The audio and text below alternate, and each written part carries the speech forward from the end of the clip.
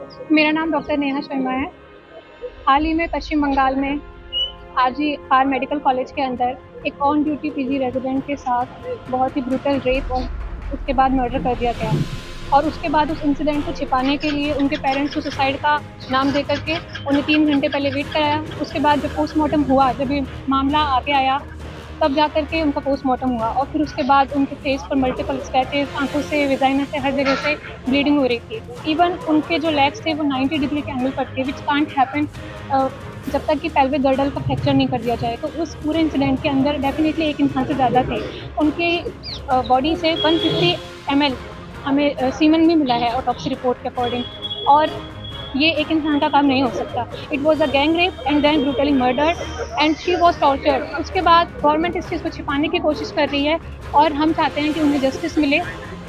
और जब तक उस चीज़ का मतलब पूरा वो नहीं हो जाता, न्याय नहीं मिल जाता, तब तक ये जो हड़ताल है चलती रहेगी। और इसीलिए पूरे देश के जितने भी डॉक्टर्स हैं वो उनके समर्थन में हैं। We want justice and we want वहाँ की पुलिस प्रशासन जो अभी वहाँ के जो सस्पेक्ट हैं संजय रॉय जिन्हें अरेस्ट किया गया है, वो वहाँ के बिल्डिंग से फ्राइडे को निकलते हुए पाए गए थे।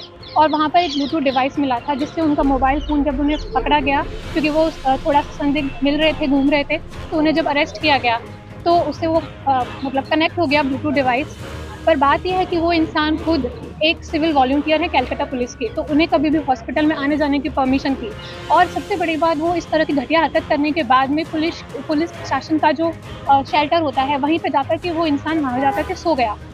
बिकॉज लॉ की तो हमारे देश में कोई वैल्यू ही नहीं बची है। क्रिमिनल्स इतने बड़े बड़े क्राइम करने के बाद ये जानते हैं कि न्याय तो मिलेगा नहीं, और उसके बाद अगर मिलेगा तो इस चीज़ में कई साल लग जाएंगे। तो वो इंसान इस तरह की घटिया हरकत करने के बाद सो गया। और इसलिए फ़िलहाल ये जो हाई कोर्ट है, वहाँ के हाई कोर्ट ने, कैलकाटा हाई कोर्ट ने इस पूरे मामले को सीबीआई को सौंप दिया है।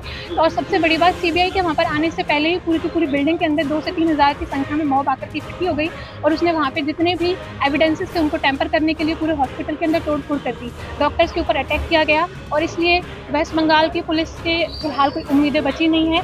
इसलिए हम लोग यहाँ पर पूरे देश के लोग प्रोटेस्ट कर रहे हैं, जिससे कि इस पूरे मामला की जल्द से जल्द जाँच हो और जो भी क्रिमिनल्स हैं उनको अरेस्ट किया जाए, उनको पनिशमेंट मिले, इवन उनको तो फांसी दे देनी चाहिए। आवाज़ और बुलंद हो, उसके लिए आगे का क्या करते हैं? जब तक हम लोगों को न्याय नहीं मिलेगा, जब तक उस पूरी प्रशासन मतलब इस पूरी मामले की जांच नहीं हो जाती और जब तक कि आरोपियों को सजा नहीं मिल जाती, तब तक अनिश्चितकालीन तौर पे हड़ताल चलती रहेगी। पहले हम लोगों ने नॉन इमरजेंसी सर्विसेज को बंद किया था, बट अभी इमरजेंसी सर्विसेज को भी बंद कर दिया जाएगा। और हम चाहते हैं कि गवर्नमेंट इस चीज़ को जल्द से जल्द देखे।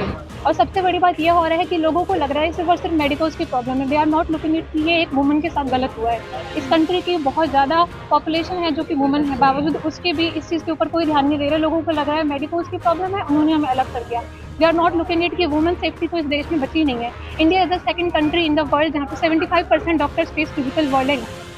चाइना के बाद हम सेकंड नंबर पे चल रहे हैं, उसके बावजूद भी कोई इस चीज़ पर ध्यान नहीं दे रहा है। और अगर ऐसे ही चलता रहा तो ये प्रोटेस्ट चलती रहेगी। तो